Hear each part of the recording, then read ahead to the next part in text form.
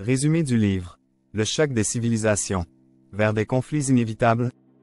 Dans son ouvrage Le choc des civilisations écrit en 1996, Samuel Huntington affirme que les conflits futurs seront davantage liés aux différences culturelles qu'aux divergences idéologiques. Selon lui, la fin de la guerre froide a marqué le début d'une nouvelle ère où les affrontements se fondent sur les tensions entre civilisations. Alors que l'influence de l'Occident décline, la question reste ouverte. Ce nouvel ordre mondial, constitué de civilisations aux intérêts divers, peut-il coexister pacifiquement ou sera-t-il marqué par des conflits d'une intensité sans précédent? L'Occident, autrefois dominant, fait face aujourd'hui à deux forces majeures, l'ascension de la Chine en tant que superpuissance et le rejet de ses valeurs par le fondamentalisme islamique. Ces deux défis affaiblissent la position de l'Occident comme pilier de la civilisation mondiale. À l'ère multipolaire post-guerre froide, une question centrale se pose. L'Occident saura-t-il s'adapter à la diversité grandissante, ou le monde émerge est-il destiné à sombrer dans des conflits violents? Malgré les efforts d'occidentalisation, l'idée d'une civilisation universelle reste une chimère. L'absence d'une langue ou d'une religion universelle en est une preuve flagrante. L'anglais, jadis prédominant, cède progressivement du terrain à des langues comme le chinois, notamment dans le domaine numérique.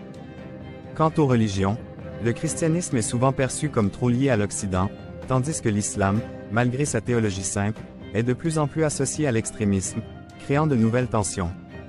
Le rêve d'une universalité des valeurs occidentales s'est effondré. Des concepts comme l'état de droit ou l'individualisme, souvent imposés de manière coercitive à d'autres sociétés, sont rejetés par nombre de civilisations. Ainsi, l'Occident n'a pas réussi à s'imposer comme une référence culturelle universelle, laissant place à des résistances croissantes. Le recul relatif de l'Occident a permis l'émergence d'autres civilisations. Cependant, malgré sa perte d'influence, l'Occident conserve certains atouts majeurs: contrôle des systèmes financiers, domination des routes maritimes, et industrie aéronautique. Ces avantages pourraient cependant s'estomper face à la montée de puissances comme la Chine, l'Inde, et la Russie, accentuant la fragmentation civilisationnelle. Le monde moderne est de plus en plus structuré autour de blocs civilisationnels, chacun dominé par un ou plusieurs États. L'Inde est au centre du bloc indien, l'Afrique du Sud du bloc africain, tandis que le bloc musulman est fragmenté, avec l'Arabie saoudite, l'Iran et la Turquie rivalisant pour le leadership. La Russie et la Chine, quant à elles, dominent leurs blocs respectifs. Les relations entre civilisations sont souvent marquées par des antagonismes plutôt que par la coopération.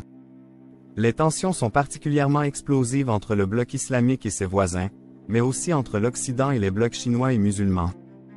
À mesure que les puissances non occidentales montent en puissance, la domination historique de l'Occident est remise en question.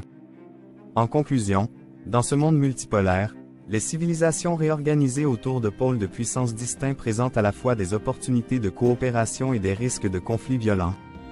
L'avenir de la paix mondiale dépendra de la capacité des civilisations à gérer leurs différences sans succomber aux tensions destructrices. Merci d'avoir écouté ce résumé. Je recommande vivement ce livre à tous ceux qui souhaitent optimiser leur lecture et leur compréhension en un temps record.